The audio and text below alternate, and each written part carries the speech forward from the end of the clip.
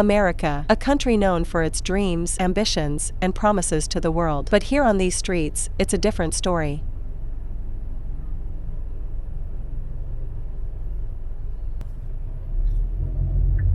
This is where the reality collides with the facade. Life, for many, is just a daily struggle to survive on these very streets. These are the eyes of the homeless and the addicted, people just trying to survive, forgotten by the system. For many, America might be a land of endless opportunities, but for those struggling on the streets, it's a land full of nothing but despair. Yeah, these streets are flooded with drugs.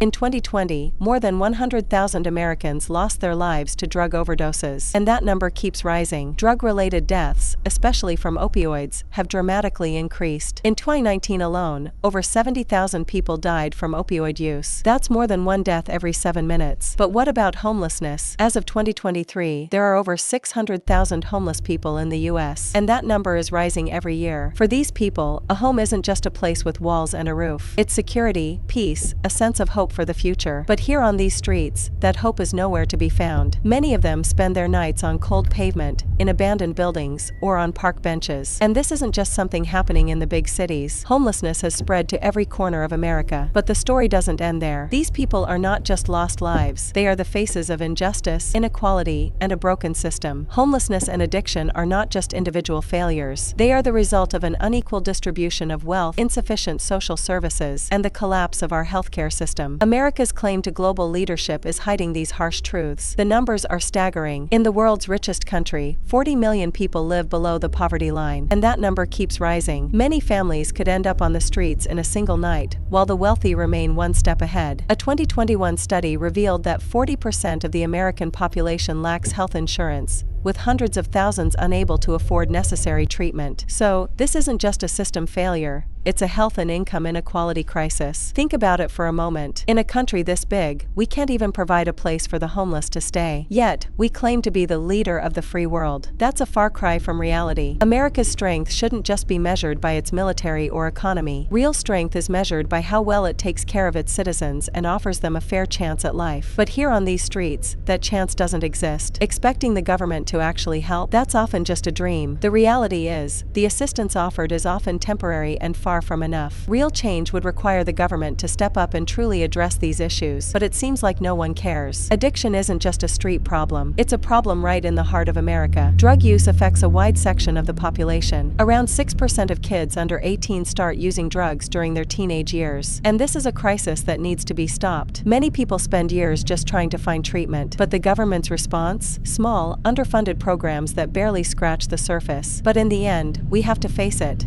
If America doesn't find a solution to this issue soon, that leader of the free world image will be nothing more than an empty slogan. Because a country's strength isn't measured by its military or economy, it's measured by how it responds to the cries of its people on the streets. If we can't offer these people a fair chance at life, then what does leadership really mean? I leave what needs to be done and the final word to you, dear American people. I'm sure you'd like to say a few words about where the free and modern world has brought us. Long live America, long live the American people.